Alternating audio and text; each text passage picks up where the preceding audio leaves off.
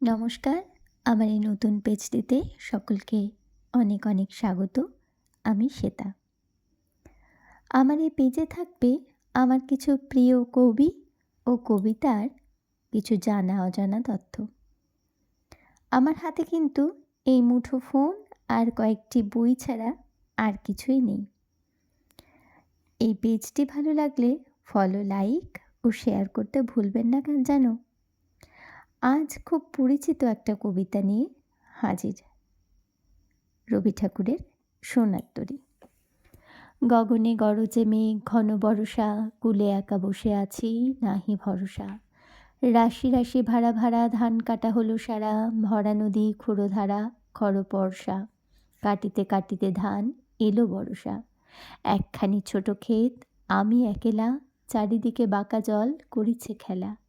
পরপারে দেখি আঁকা তরুছায়া মশি মাখা, গ্রামখানি মেঘে ঢাকা প্রভাত বেলা। এপারেতে ছোট ক্ষেত আমি একেলা। 1928 ফাল্গুনে লেখা এই কবিতাটি। কবির বয়স তখন 31। ঠিক এর আগেই লেখা মানসী কাব্যগ্রন্থটি। গান গেয়ে তরিবে কে আসে পারে, দেখে যেন মনে হয় চিনি উহারে। ভরা পালে চলে যাই, কোনো দিকে নাহি চাই, ঢেউগুলি নিরুপায় ভাঙে দুধারে। দেখে যেন মনে হয় চিনি উহারে। ওগো তুমি কোথা যাও কোন বিদেশে, বারেক ভিড়াও তরি কুলেতে এসে। যেথা যেতে চাও, যারে খুশি তারে দাও, শুধু তুমি নিয়ে যাও ক্ষণিক হেসে আমার সোনার ধান কুলেতে এসে। যত চাও তত লও তরণী পরে, আর আছে আর নাই দিয়েছি ভরে। এতকাল নদীকূলে যাহা লয়েছিনু ভুলে, সকলে দিলাম তুলে থরে বিথরে। এখন আমারে লহ করুণা করে।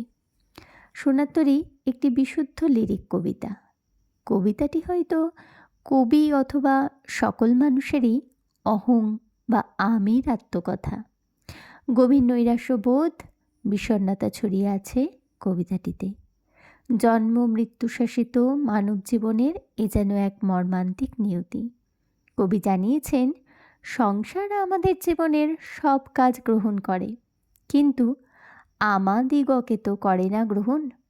আমার চিরজীবনের ফসল যখন সংসারের নৌকায় বোঝাই করিয়া দিই, তখন মনে এই আশা থাকে যে আমারও ওই সঙ্গে স্থান হইবে। কিন্তু সংসার আমাদিগকে 2 দিনেই ভুলিয়া যায়। আমাদের জীবনের ফসল কোনো না কোনো আকারে থাকিয়া যায়, কিন্তু আমরা থাকি না। ঠাঁই নাই ছোট সেতরি, আমারই সোনার ধানে গিয়াছে ভরি। শ্রাবণ গগন ঘিরে ঘন মেঘ ঘুরে ফিরে, শূন্য নদীর তীরে রহিনু পড়ে। যাহা ছিল নিয়ে গেল সোনার তরী। নমস্কার।